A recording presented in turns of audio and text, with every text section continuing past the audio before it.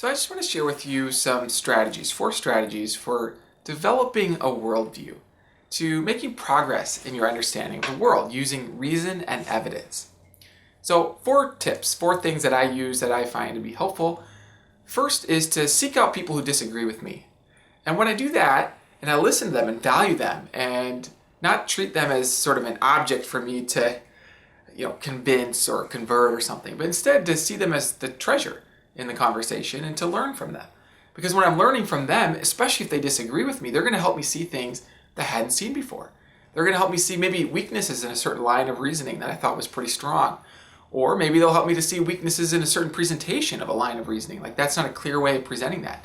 Or maybe they'll help me to see that the very thing that all my lines of reasoning seem to lead to is misguided in various ways, and they've got other lines of reason to help me out. And I've learned so much from that. The key is that they disagree with me and that I have a respect for them and they're a treasure to me. Because that's when I start to receive those treasures back. I get to see more. So that, in fact, I'd probably say maybe that's the number 1 tip. Is find people with different views than myself and learn from them.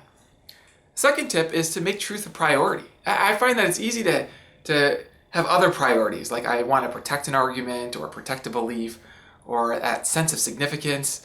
I don't want to sort of be shown to be wrong. But actually, it's kind of fun to be wrong if what I'm seeking is truth. Because when I find out that I was wrong about something, then I've found more truth. And there's something just kind of exciting about seeing something that I hadn't seen before. So seeking truth, making that a priority, being a truth seeker, in fact, I would say probably that together with the first one, if those 2 things alone, you can go a long way in developing your view of the world.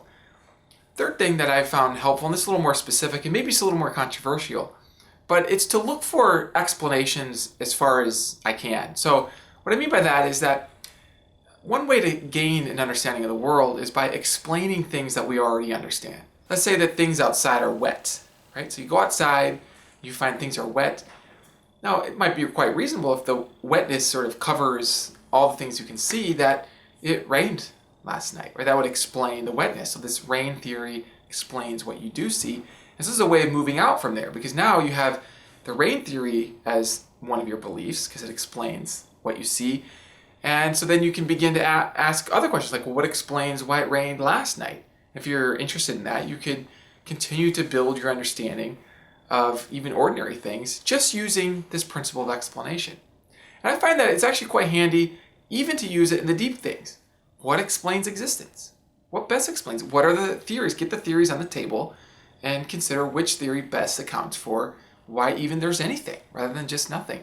And I find that using this principle of explanation, I think it's really foundational even to scientific advancement, to look for explanations as far as you can. That can do a lot. That tool of seeking the best explanation can do a lot for building your understanding of the world. And especially when you do that in cooperation with others whom you respect and others who don't think the way that you do, so that you can learn from them.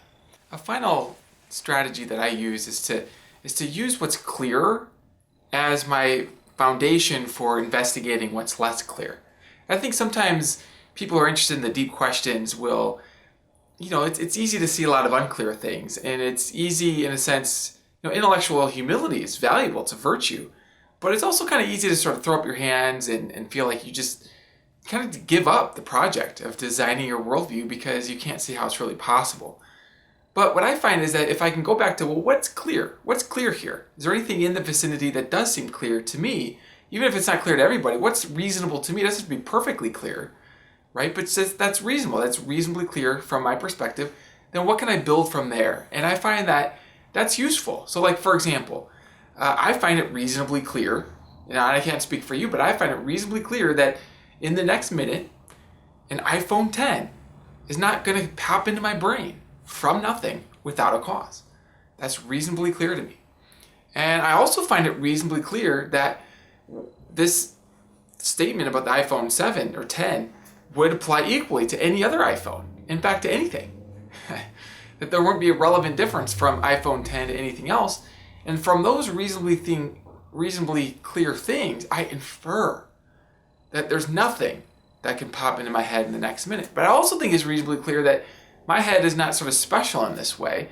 The space here and the time here is not special. So I from here infer that there's not going to be anything that can appear from nowhere at any time, at any place.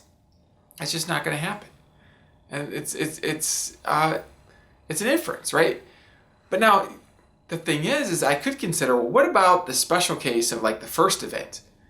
It's not reasonably clear that it couldn't just come from nothing. Like many atheists think that maybe that happened, right? All of the universe just came from nothing. And it'd be maybe arrogant, presumptuous for me to say that I can just see into that had to have a cause or some source. I should just admit that I don't know. Well, the intellectual humility, that's valuable, but the problem here is that this place of unclarity is something that it's sort of like a cave that I can't see into directly. But there are other things that are reasonably clear, and I can infer from those things new light that implies that there would be a cause of that original event. That just follows from the clarity that an iPhone 10 is not going to appear into my brain, and that differences in time and place and shape and composition and size, right, it's just are not relevant differences to this ability to come from nothing. And so once I see those reasonably clear things, what was otherwise unclear can now become more clear than it was. So I hope this is helpful to you. These are tips for building my worldview that I found extremely helpful for helping me to overturn beliefs that weren't quite right, or to build an understanding of things and to gain greater detail in my understanding of deep things, even the deep things of existence, the big questions of life.